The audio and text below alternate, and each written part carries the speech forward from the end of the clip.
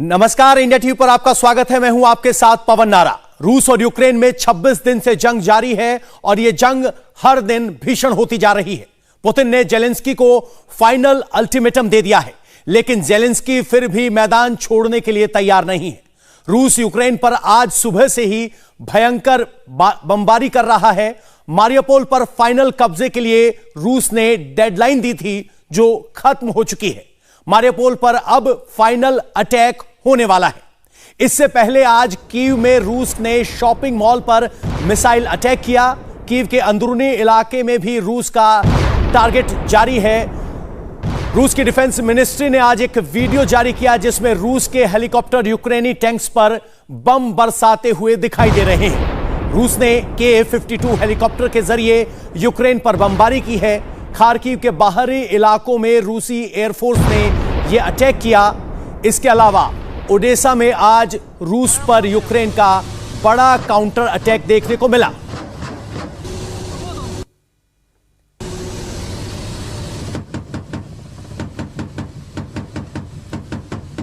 यह Russian air force का बड़ा अटैक जिसको कैमरे पर रिकॉर्ड किया गया है और रशियन डिफेंस मिनिस्ट्री की तरफ से वीडियो जारी किया गया है जिसमें Ka-52 अटैक हेलीकॉप्टर दिखाई दे रहा है। यूक्रेन ने आज रूस के एक और वॉरशिप को तबाह करने का दावा किया है। यह Ka-52 हेलीकॉप्टर और उसके बाद यूक्रेन का दावा कि हमने उनके यानी रूस के शिप को डिस्ट्रॉय कर दिया है।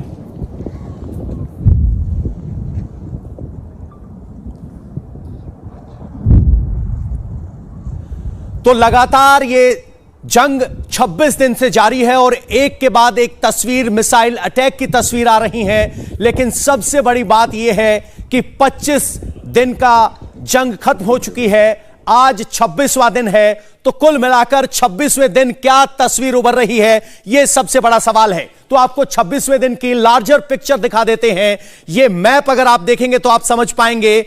यूक्रेन का लाल वो इलाका है जहां रूस अभी संघर्ष कर रहा है, या कहें कि रूस की मंशा है हासिल किया जाए। खेरसों, माइकोलेव, ओडेसा, जेपोर्जिया में कब्जा कर लिया है। मारियोपोल, डोनेस्क और लुहांस्क, ऊपर खार्किव, चेर्निहिव, चेर्नोबिल, कीव और लीव, ये वो इलाके हैं जो जंग की जद में है। सबसे बड़ी बात ये कि यहां ये क्रिमिया है जिस पर पहले से कब्जा है, खेरसों पे कब्जा कर लिया है और यहां माइकोलेव की तरफ आगे बढ़ रही है। तो कुल मिलाकर जो तस्वीर सामने आ रही है वो ये है कि 25 दिन में अभी तक जो हुआ है उसकी लार्जर पिक्चर ये है। आज सबसे बड़ी निगाहें मारियोपोल पर होंगी क्योंकि पुतिन ने मारियोपोल को लेकर एक अल्टीमेटम दिया है और कहा है कि मारियोपोल में नागरिक सरेंडर कर दें और उसके बाद हम आम नागरिकों को और सैनिक के बीच फर्क नहीं करेंगे। तो यह जेलेंस्की की तरफ से इनकार कर दिया गया है। लेकिन अब आपको बता दें कि मारियोपोल है कहां और इस पर आज की जंग फोकस क्यों है, क्योंकि अल्टीमेटम था कि आज सुबह 8:30 बजे तक सरेंडर कर दें, जिस पर यूक्रेन ने इनकार कर दिया। मारियोपोल यहां सी ऑफ एजोव के ऊपर एक टाउनशिप है। इस टाउनशिप की आबादी 5 लाख है और यहां के यूक्रेनियन एमपी ने दावा किया है कि 3 लाख लोग यहां फंसे हुए हैं। यानी 26वें दिन का सबसे बड़ा फोकस पॉइंट यही मारियोपोल है। मारियोपोल में क्या खास बात है, क्यों इंटरेस्टेड है रूस मारियोपोल को अपने कब्जे में लेने के लिए? मैं अपने दर्शकों को बता दूं कि मारियोपोल के जरिए सी ऑफ एजोव यानी इस समुद्र का एक्सेस मिलता है। यहीं से यूक्रेन सबसे ज्यादा अपना ग्रेन एक्सपोर्ट करता है और यहीं इंडस्ट्रियल टाउनशिप है। इसके अलावा ये जो 2 इलाके आप देख रहे थे, यहां डोनेस्क और लुहांस्क है और यूक्रेन की तरफ से डोनेस्क और लुहांस्क का एडमिनिस्ट्रेटिव सेंटर मारियोपोल है और इसी पर कब्जे के लिए लड़ाई है जिसका अल्टीमेटम दिया गया है। और अब माना जा रहा है कि रूस आज सबसे बड़ा हमला मारियोपोल पे ही करेगा। तो पोर्ट सिटी है, यहां सबसे ज्यादा ग्रेन एक्सपोर्ट होता है, डोनबास का प्रशासनिक इलाका है, इसलिए महत्वपूर्ण है। और इतना ही नहीं, इस जंग के अलावा डिप्लोमेटिकली क्या हो रहा है वो भी आपको बता देते हैं। अमेरिकी राष्ट्रपति यहां यूरोप के दौरे पर आने वाले हैं। वो ब्रसेल्स में नेटो की बैठक करेंगे। G7 देशों के साथ मुलाकात भी करेंगे, जिसमें जापान भी एक हिस्सेदार है। और जापान के प्रधानमंत्री कल ही भारतीय प्रधानमंत्री नरेंद्र मोदी से मिलते नजर आए थे। इसके अलावा सबसे बड़ी बात, यहां जो बाइडेन आज जो स्टेटमेंट आया है उसके अनुसार पोलैंड भी जाएंगे, यानी वो पोलैंड का वार्सा शहर जहां माना जा रहा है कि 2 मिलियन शरणार्थी पहुंच चुके हैं, और वो अपने पोलैंड के काउंटरपार्ट से मुलाकात करेंगे और चर्चा करेंगे कि क्या किस तरह की स्थिति हो। लेकिन सबसे बड़ी बात यह है कि व्हाइट हाउस की तरफ से स्पष्ट किया गया है कि यूक्रेन नहीं जाएंगे जो बाइडेन। आपको बता दें कि पोलैंड, हंगरी और एक और देश, यानी 3 देशों के प्रतिनिधि खुद कीव जाकर समर्थन जताकर आए थे, लेकिन बाइडेन ऐसा नहीं करेंगे। और सबसे बड़ी बात, जो बाइडेन की ये मुलाकातें होने वाली है उसमें कहा गया है कि ह्यूमैनिटेरियन एंगल को डिस्कस किया जाएगा कि कैसे मदद की जाए। तो सीधा गेस्ट पर चलते हैं, यानी ये हमने लार्जर पिक्चर दिखा दी है। गेस्ट हमारे साथ जुड़ गए हैं, लेफ्टिनेंट जनरल के जे सिंह रिटायर्ड हमारे साथ हैं, लेफ्टिनेंट जनरल शंकर प्रसाद हैं हमारे साथ, defence expert major general GD Bakshi साहब हमारे साथ हैं, और ये सब। लेकिन सर, सबसे पहला सवाल यह है कि गति की बात की जा रही है। जो मैप हमने दिखाया 26 दिन में वो ज्यादा बदलता हुआ नजर नहीं आया है। तो सबसे पहले संजय मेस्टन जी, हम आपसे जानना चाहते हैं, क्या रूस का हमला जिस गति से आगे बढ़ रहा है वो पहले प्री प्लान्ड था, या यूक्रेन के रेजिस्टेंस की वजह से इस हमले की गति कम हुई? पवन, ये जो हमला रूस का था, पहले मेरे ख्याल ये प्लानिंग नहीं थी, और उसके बाद प्लान को मॉडिफाई किया है, चेंज किया है, और उसके मुताबिक ये थोड़ा धीमी गति से चल रहा है। आपने जो मारियोपोल का उदाहरण दिया है, वो सेकंड इनका सी पोर्ट है, बहुत बड़ा सी पोर्ट है यूक्रेन का, और उसकी बहुत अहमियत है जो आपने खुद बता दी है। लेकिन देखने की बात यह है कि जिस दिन से लड़ाई शुरू हुई है, ईस्टर्न इलाके से, डॉनबैस के इलाके से, मारियोपोल पहले दूसरे दिन में ही कांटेक्ट हो चुका था, और अभी तक उसका कब्जा नहीं हुआ है।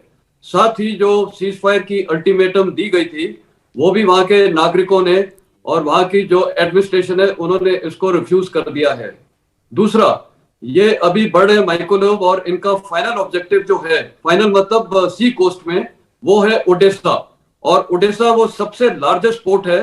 तो जब ओडिशा कैप्चर हो जाता है, मारियोपोल हो जाता है, क्रिमिया तो इनके पास ही है, तो नॉर्थ ये जो ब्लैक सी है, नॉर्दर्न इलाके से पूरा रूस के कंट्रोल में हो जाएगा, और इनको डायरेक्ट लैंड रूट भी मिल जाएगा रोस्तोव के इलाके से मारियोपोल के थ्रू टू ओडेसा। क्रिमिया के थ्रू तो है, लेकिन वो एक ब्रिज से पार करना पड़ता है, और फिर ये नॉर्थ की तरफ जा सकते हैं कीव की, जब ये कैप्चर कर सकते हैं। अब सवाल उठता है, जितने भी टाउन्स को ये घेरेंगे, आइसोलेट करेंगे, सब में बहुत भारी तादाद में सेना चाहिए इनको आइसोलेट करने में, घेराबंदी के लिए। और उसके बाद अगर कैप्चर हो भी जाता है तो काफी मात्रा में सेना चाहिए वहां के लोगों को कंट्रोल करने के लिए। कल ही खेरसो में जो एक कुछ फोटोग्राफ्स आए थे कि वहां के लोग उसको कैप्चर होने के बाद भी वहां पे ट्रुप्स को अपोज कर रहे हैं। तो जो लड़ाई की स्थिति है वो अभी मेरे ख्याल काफी धीमी गति से चल रही है, और इसका आउटकम क्या होने वाला है वो बड़ा मुश्किल बोलना है, क्योंकि रूस ने काफी ऑब्जेक्टिव्स को एक ही समय कॉन्टैक्ट किया, बहुत बड़े वाइट फ्रंट में, बेलारूस से इन्होंने, और पूरे ईस्टर्न फ्रंट से और सदर्न फ्रंट से, तो अबाउट 20 शहरों को इन्होंने क्या मतलब कॉन्टैक्ट किया है। तो इसमें एक फौज में principle one of the war principles is economy of effort, concentration of fire power and force, वो शायद थोड़ी हो नहीं रही है। तो इसकी वजह से काफी दिक्कत आ रही है। इस पे यानी बड़े इलाके में पूरे इस अपने ऑपरेशन को फैलाया है और कंसंट्रेशन ऑफ एफर्ट नहीं दिखा रहा है। जनरल सिंह, हम आपसे जानना चाहते हैं, 26 दिन हो गए लगातार हमले हो रहे हैं, लेकिन एडवांसमेंट रूस की तरफ से नहीं दिखाई दे रहा है। तो 26 दिन के बाद रूस को कुछ हासिल हुआ, या अभी भी अपने ऑब्जेक्टिव से रूस दूर है? देखिए, रूस ने इस ऑपरेशन को जब शुरू किया तो उसको एक अजीबोगरीब संज्ञा दी, उसको बोला स्पेशल ऑपरेशंस। वो स्पेशल ऑपरेशन किस मायने में था ये उन्होंने इसको कभी भी परिभाषित नहीं किया। अगर वो इसको परिभाषित कर देते तो शायद हम समझ पाते कि वो क्या चाहते क्या है आखिर। और अभी जब ये ऑपरेशन 26वें दिन में स्टॉल्ड है, एक रुकी हुई स्थिति में है, एक ठहरा हुआ फैसला है, तो ऐसी हालात में अब उसको एक नई परिभाषा देने की कोशिश की जा रही है। कहा जा रहा है कि हम जल्दी में नहीं है, हम शहरों को डिस्ट्रॉय नहीं करना चाहते, हम सिर्फ नाइपर के पूर्व के क्षेत्रों के ऊपर दबाव बनाना चाहते हैं। तो कहीं ना कहीं सूचना का जो पक्ष है वो हावी होता जा रहा है। और सही मायनों में तो रूस ने ये काम शुरू ही क्यों किया, कहते रहे ये पंगा लिया ही क्यों। अगर पंगा लिया तो उसको फिर कुछ समय में पूरा कर लेना था। अब हालात ये है कि पूरे विश्व की निगाहें उन पर टिकी हैं और जो मानवीय संकट है वो गहराता जा रहा है, बहुत बुरी हालत में है। और मानवीय संकट गहरा रहा है। जनरल प्रसाद, हम आपसे समझना चाह रहे हैं, खुद नेटो की बैठक में हिस्सा लेने के लिए ब्रसेल्स पहुंच रहे हैं अमेरिकी राष्ट्रपति जो बाइडेन, इसके अलावा वॉर्सो भी आएंगे।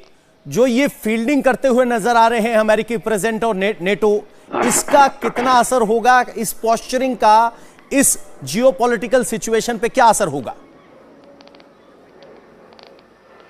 देखिए, पुतिन अपना मिलिट्री ऑब्जेक्टिव कंप्लीट करके ही छोड़ेंगे, तो उनको तो एक दफ़ा एक तरफ रख दीजिए। जब तक उनका मिशन कंप्लीट नहीं होगा तब तक वो इस ऑपरेशन को बंद नहीं करेंगे। अब मेन चीज़ जो आपने पूछी है वो जो बाइडेन की जो विजिट हो रही है ब्रसेल्स में और नेटो के संग बात होगी, आपने खुद ही बताया कि बात होगी ख़ास तौर से ह्यूमैनिटेरियन इश्यूज़ पे। जो इतने सारे रेफ्यूजीज चले गए हैं उनके साथ क्या किया जाए, उनको कैसे देखभाल की जाए, उनको कहाँ कहाँ भेज के उनको आराम से रखा जाए। तो मेन चीज़ ये है कि 3 लाख 4 लाख रेफ्यूजीज जो वहाँ पहुँच चुके हैं वेरियस कंट्रीज में, जैसे पोलैंड में, रोमेनिया में और कई जगह जा चुके हैं, उनके साथ क्या व्यवहार किया जाए, उनको किस तरह से रखा जाए, उनकी क्या देखभाल की जाए, उस पर विचार होगा। दूसरा विचार ये भी ज़रूरी समझता हूँ मैं कि होगा कि नाटो की फोर्सेस, यूरोपियन यूनियन की फोर्सेस इस यूक्रेन की गवर्नमेंट को किस तरह से और सपोर्ट कर सकती हैं। क्या और हथियार भेजने चाहिए, क्या और पैसा देना चाहिए, क्या और दूसरी किस्म की एड भेजनी, इसके बारे में बातचीत होगी। सब लोग अपना अपना कमिटमेंट देंगे कि हम क्या कर सकते हैं और क्या नहीं कर सकते। तो ये तो बातचीत रहेगी। और जो जा रहे हैं ये पोलैंड में जाएंगे और कहीं जाएंगे अमेरिकन प्रेसिडेंट, तो वो तो सिर्फ एक तरह से यूनानिमिटी पैदा करने की बातचीत है। यानी एक परसेप्शन क्रिएट करने की कोशिश हो रही है कि रूस के खिलाफ सब हैं। मेजर जनरल जीडी बख्शी हमारे साथ हैं। जीडी बख्शी साहब, 26 दिन के बाद रूस और यूक्रेन के हालात को आप कैसे एनालाइज कर रहे हैं? क्या ये स्टेलमेट माना जाए? देखिए, बात ऐसी है, सब डिपेंड करता है कि रूसी ओरिजिनल ऑब्जेक्टिव्स क्या थे। जब ये ऑपरेशन शुरू हुआ तो राष्ट्रपति पुतिन ने सबके दुनिया के सामने अनाउंस किया था कि 2 ऑब्जेक्टिव है। एक है degradation of military capability of Ukraine, ठीक है साहब। दूसरा मुद्दा था ऑपरेशन का कि साहब वो जो है डीनाजिफिकेशन ऑफ यूक्रेन करना चाहते थे। इसके चलते, डीनाजिफिकेशन के चलते कई लोगों ने अटकल लगाई कि रिजीम चेंज है। उन्होंने कहा नहीं, रिजीम चेंज नहीं है। वहां बहुत सारी अज़ोव बटालियन इत्यादि बड़े खूंखार नाजी वृत्ति के उनके जो है सैनिक टुकड़ियां हैं, वो उनको खत्म करना चाहते हैं, उन पे हमला कर रहे हैं। देखिए, मिलिट्री कैपेबिलिटी अगर आपको रूस की खत्म करनी है, you have to bring the Ukrainian army to battle and destroy it, ठीक है। जो पहला उनका ख्याल था, डेफिनेटली इंटेलिजेंस में कुछ फेलियर था कि ये सरेंडर कर देंगे बगैर लड़े। लेकिन उन्होंने जब पहले 2-3 दिन में कोई कमजोरी नहीं दिखाई, वो समझ गए 2014 का मामला नहीं है। उन्होंने रीएडजस्ट किए हैं प्लान, उन्होंने रीएडजस्ट किए हैं अपना जो ऑपरेशनल डिजाइन। अब उनका जो मेन एम था ईस्ट में डोनबास यानी डोनेत्स्क और लुहांस्क के ऊपर कब्जा करना और इनको आजाद डिक्लेयर घोषित करवाना, यूक्रेन से आजाद डिक्लेयर घोषित करवाना। दूसरा, क्रीमिया के ऊपर अपना कब्जा, ये डी जूरे मतलब लीगली एक्सेप्ट करवाना यूक्रेन से कि साहब ये जो क्रीमिया है वो रूस का हो गया। इसके चलते क्रीमिया के आसपास का भी उन्होंने बहुत सारा सी कोस्ट का इलाका लिया है, जिसके चलते वो पूरा सी कोस्ट से कट ऑफ कर दिया है। मैं नहीं समझता मेन ऑब्जेक्टिव कभी उनका था कहीं पर कैप्चर करना। अगर ये होता तो वो अपनी फौज की तादाद 2 या 3 गुना ज्यादा उनको लानी पड़ती। यानी उन्होंने अपना प्लान रीएडजस्ट किया है। जीडी बख्शी साहब कह रहे हैं। जनरल सिंह, हम आपसे समझना चाह रहे हैं, एक हफ्ते के बाद ही ये एक्सपीरियंस लोग बता रहे थे कि आमने सामने की लड़ाई होगी, लेकिन अभी भी रूस नो कांटेक्ट फाइट में नजर आ रहा है, मिसाइल का इस्तेमाल कर रहा है, हाइपरसोनिक मिसाइल तक गया है। तो क्या अभी भी रूस full fledged major contact war में जाने से बच रहा है? देखिए, ऐसा है कि फुल कॉन्ट्रैक्ट वॉर एक आत्मघाती लड़ाई होगी, क्योंकि अगर शहरों में घुस गए और वहां पर जो आपका जो आपके पास जो बड़ी शक्ति है वो एक तरीके से सीमित हो जाएगी। रेंजेस कम मिलती है, आप अपनी गनों को एलिवेट नहीं कर सकते हैं और छोटे हथियारों से मार करके आपको पराजित किया जा सकता है। तो हम युद्ध की भाषा में एक पॉइंट लेते हैं जिसको कहते हैं कल्मिनेटिंग पॉइंट, कि मेरा चरम सीमा कहां जाके लगती है। अगर मैं अपनी चरम सीमा, मेरी क्षमता की चरम सीमा के बीच के अंदर मैं अपना ऑब्जेक्टिव या उद्देश्य पूरा कर लूं तो मैं फिर विजेता हूं, फिर मेरी जय जय होगी। मुझे कुछ ऐसा प्रतीत होता है कि चीन ने अपनी चरम, जो उसकी क्षमता की चरम सीमा है, रूस, उसके नजदीक वो पहुंच गया है, लेकिन उसका ध्येय, उसका जो ऑब्जेक्टिव है, उसका जो उद्देश्य है वो पूरा नहीं हुआ। अब अगर वो शहरों में घुसे, और कई मायनों में आप ये भी देखेंगे कि चीन बहुत गैर जिम्मेदाराना हथियारों का रूस अब गैर जिम्मेदाराना हथियारों का इस्तेमाल करना शुरू कर दिया है, जो कि उनको एक डेस्परेशन को जाहिर करता है। अगर आप हाइपरसोनिक मिसाइल को इस्तेमाल कर रहे हो, आप आर्माटा टैंक की बात कर रहे हो, आप कहते हो कि आप टर्मिनेटर टैंक ले आओगे, तो ये सब उनके अंदर एक खलबली या बौखलाहट को जाहिर करती है। बौखलाहट को जाहिर करती है। जनरल प्रसाद, वेस्टर्न मीडिया एक नैरेटिव पेंट करने की कोशिश कर रहा है कि इस युद्ध में रूस फंस गया है और लगातार नेटो भी मदद की बात कर रहा है। क्या ये युद्ध अब और लंबा चलेगा, या फिर जेलेंस्की जिस तरह से ह्यूमन कॉस्ट का जिक्र करते कल नजर आए थे, इस तरफ भी कोई इशारा है कि कोई समझौता हो जाए, कोई बीच का रास्ता निकले, या सरेंडर की बात अगर नहीं तो कम से कम टॉकिंग टेबल पर रूस के कंसर्न्स को यूक्रेन एक्नॉलेज करे? ये आपने बिल्कुल ठीक कहा। वेस्टर्न मीडिया ने पूरा विश्व में इस तरह की खबर उड़ाई है कि वो सोच रहे हैं कि रशिया बहुत परेशान हो चुका है इससे, रशिया का ऑपरेशन फेल हो चुका है, यूक्रेन उस पर हावी हो रहा है और यूक्रेन इसमें विजय है। लेकिन ऐसा तो सच नहीं है। एटलीस्ट मेरा तो मानना ये नहीं है कि सच है। Media is unnecessarily blowing up the western side, और उसको ब्लो अप बहुत ज़रूरत से ज़्यादा कर रहा है। किस किस्म के हथियार इस्तेमाल हो रहे हैं उसकी भी पूरी पुष्टि अभी तक नहीं हुई है। किस तरह के बम इस्तेमाल हुए हैं, किस तरह के नहीं हुए हैं। जो आप बात करते हैं बमों की, वो बम अभी तक किसी ने साबित करके नहीं दिखाया कि वो बम वहाँ पर गिरा है। बहरहाल अब बात रही कि इसमें यूक्रेन का अभी क्या रणनीति रहेगी। देखिए, यूक्रेन को एक ही बात समझनी पड़ेगी कि जितने दिन लंबी वो लड़ाई को खींचेंगे उतना ही उनका ज़्यादा नुकसान होता रहेगा, उतना ही उनकी बिल्डिंगें गिरती रहेंगी, चाहे मारियापोल में हो, चाहे खार्किव में हो, कहीं और भी हो। जिस जगह भी बमबारी हो उनका नुकसान हो रहा है। तो every day you can say 4-5 बिल्डिंगें गिर जाती हैं। तो लेकिन फिर भी ह्यूमन कैजुअलिटीज़ बहुत कम हो रही हैं। आज की तारीख में भी अगर आप देखें, वहाँ पर ह्यूमन कॉरिडोर्स वो दे रहे हैं दोनों मिलके, और वहाँ से आज भी शरणार्थी जा रहे हैं।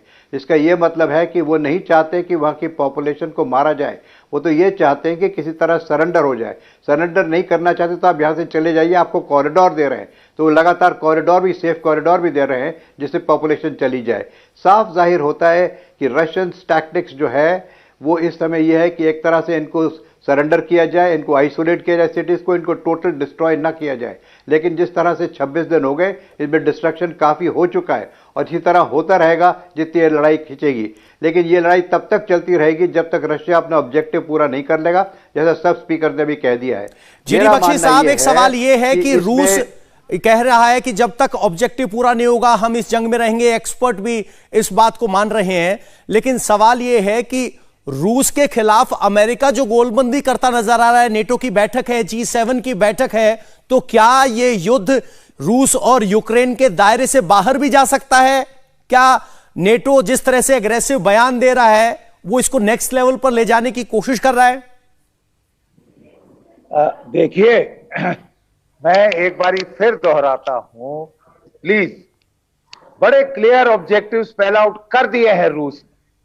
अगर हम फिर भी वेस्टर्न मीडिया, CNN को भगवान मान ले और बोले कि रूस हार गया, पिट गया और मॉस्को गिरने वाला है, तो मुझे तो समझ नहीं आता। बख्शी साहब, मैं सिर्फ ये कह रहा हूं कि जो भागदौड़, आप मुझे थोड़ा बोलने दीजिए ना साहब, आप मुझे काटते रहते हैं, जरा मैं भी कह लूं ना अपनी बात, तो फिर क्लियर हो जाएगा। देखिए, मैं आपको कह रहा हूं, रूस ने ऑब्जेक्टिव बताए हैं कि हम सीज फायर करने को तैयार है, हम लड़ाई बंद करने को तैयार है, बशर्ते नंबर 1 यूक्रेन ये बात माने कि वो नेटो में नहीं जाएगा, चाहे उसको अपनी कॉन्स्टिट्यूशन अमेंड करनी पड़े।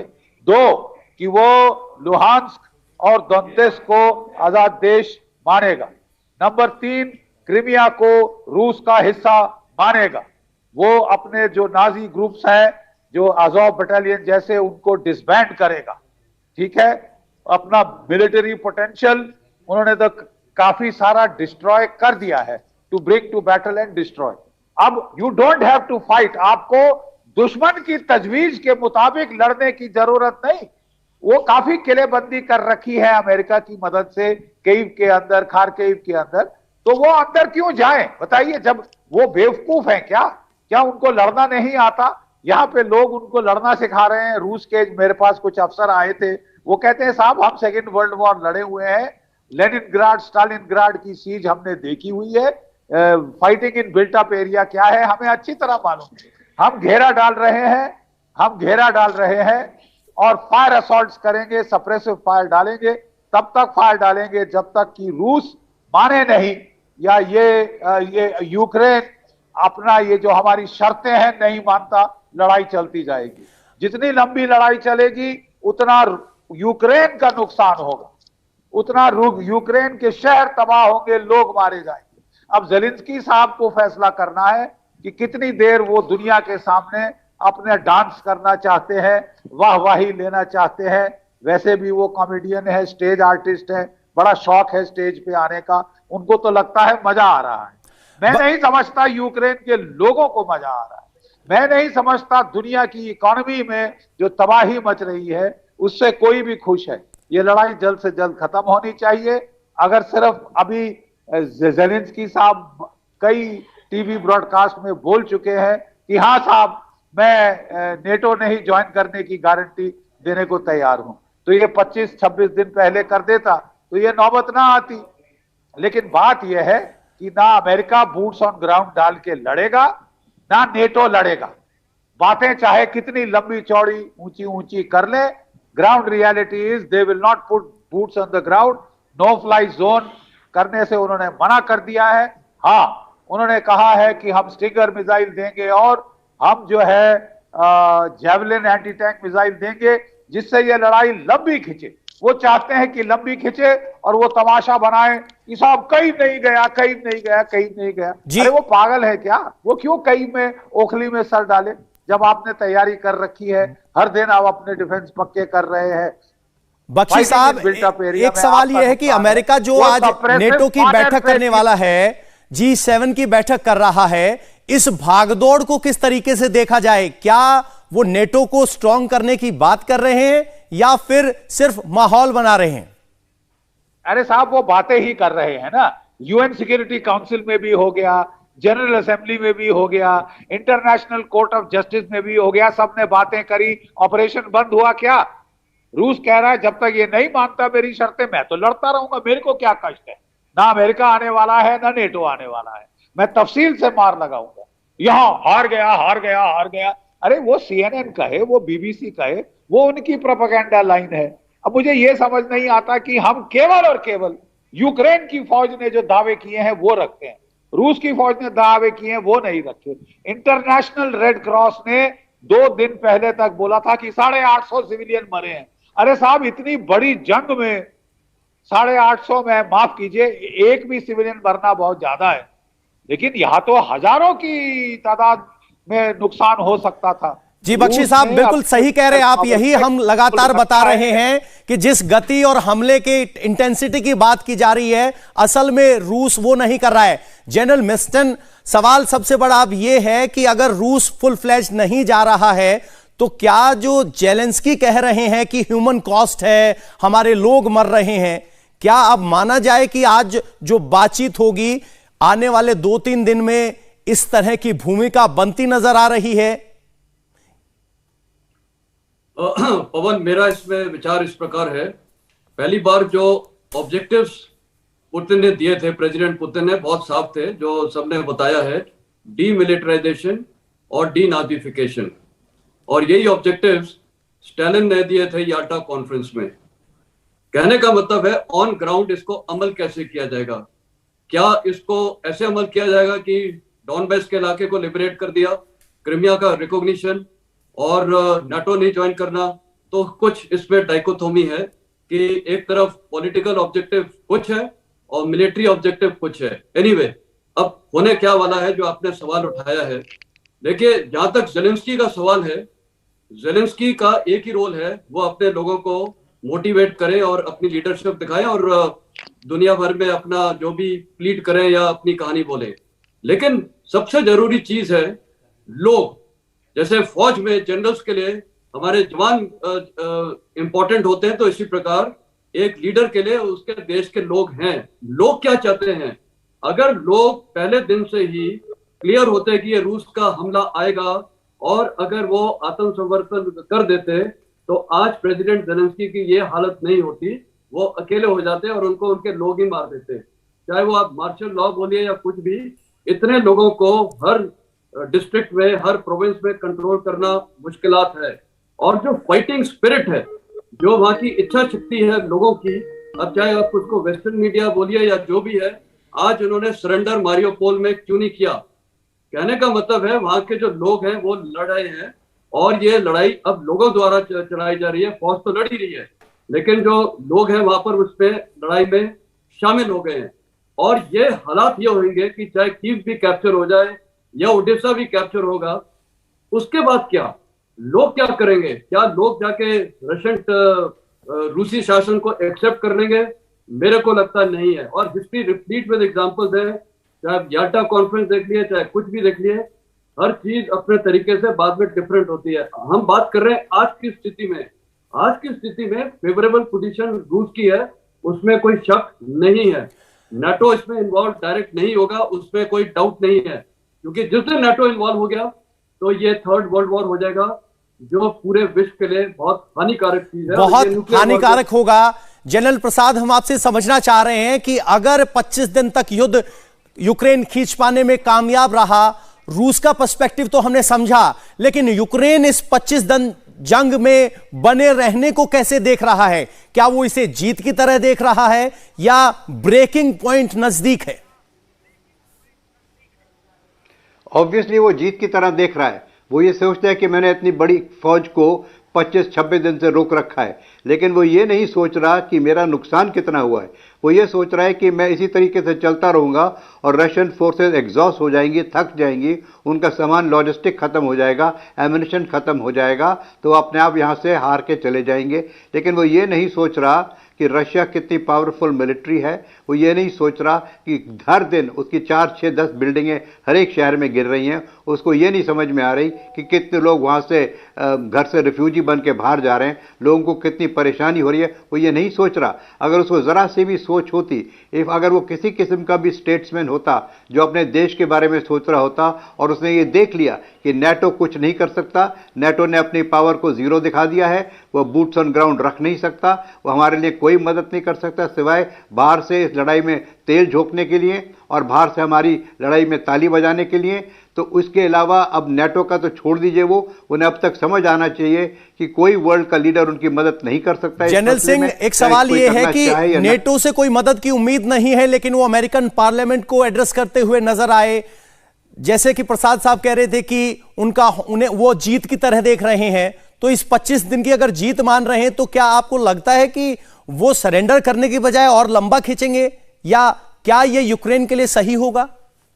देखिए, मैं तो एक युद्ध का जो स्टूडेंट हूं, मतलब सामरिक स्थिति को समझने की कोशिश कर रहा हूं, उस लिहाज से अगर मैं देखूं तो नेटो ने खुद को अपने लिए अपने पैरों पे कुल्हाड़ी मारी जब नेटो ने अपने आप को मिलिट्री ओरिएंटेशन से हटाकर एक सिविलियन ओरिएंटेशन की तरफ ले गए। आज नेटो के जो सेक्रेटरी जनरल हैं वो स्टोलनबर्ग एक सिविलियन है, तो नेटो ने अपना जो सैनिक परिप्रेक्ष्य था वो खो दिया था। अब उसके पास वो शक्ति ही नहीं है, वो कैपेबिलिटी नहीं है कि वो ऐसी हालात में कुछ कर सके। लेकिन इससे होगा क्या?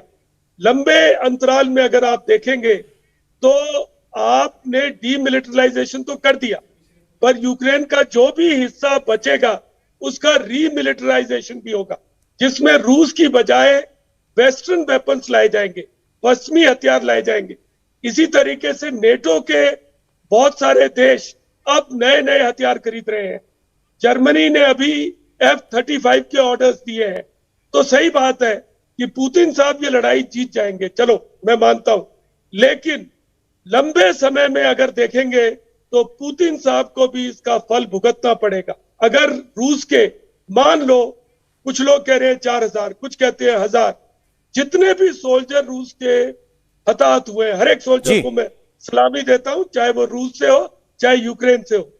जो भी इक्विपमेंट डिस्ट्रॉय हुआ है उसका जवाब तो देना पड़ेगा, पुतिन को भी देना पड़ेगा उसका जवाब। तो पुतिन को भी जवाब देना पड़ेगा। और सबसे बड़ी बात यह कि नेटो की फेस वैल्यू जरूर डिग्रेड हुई है। जिस तरीके से नेटो ने आर्मी इंटरवेंशन की बजाय सिविलियन इंटरवेंशन की बात की। आप सबने हमें वक्त दिया, जनरल प्रसाद, जनरल सिंह और जनरल मेस्टन, आपका बहुत बहुत शुक्रिया। चीन से बहुत बड़ी और बेहद दर्दनाक खबर सामने आई है। चीन के क्वांगशी इलाके में एक बड़ा हादसा हुआ है। यहां बोइंग 737 प्लेन हादसे का शिकार हो गया। यह जहाज कुनमिंग से क्वांगचाओ जा रहा था। चाइना ईस्टर्न एयरलाइंस के इस प्लेन में 133 यात्री सवार थे। हालांकि अभी यह स्पष्ट नहीं है कि कितने यात्रियों की मौत हुई है और कितने घायल हैं। हादसे के बाद बचाव की टीमें मौके पर पहुंच चुकी हैं। जानकारी के मुताबिक यह जंबो जेट पहाड़ से टकराने की वजह से हादसे का शिकार हुआ है। ये तस्वीरें चीन से आ रही हैं, जहां एक बोइंग 737 क्रैश हुआ है। आज उत्तराखंड के सीएम के नाम से सस्पेंस खत्म हो जाएगा। उत्तराखंड में किसे मिलेगी सीएम की कुर्सी, आज पता चल जाएगा। थोड़ी देर में उत्तराखंड के सीएम का नाम तय हो जाएगा। अब से कुछ देर में उत्तराखंड बीजेपी विधायक दल की बैठक होगी, जिसमें शामिल होने के लिए केंद्रीय पर्यवेक्षक राजनाथ सिंह और मीनाक्षी लेखी और प्रहलाद जोशी देहरादून पहुंच चुके हैं। विधायक दल की बैठक में नेता चुना जाएगा, जिसके बाद सीएम के नाम का ऐलान किया जाएगा। इंडिया टीवी हर वक्त हर जगह डाउनलोड करने के लिए सर्च करें India TV news Google play store या ऐप स्टोर पर।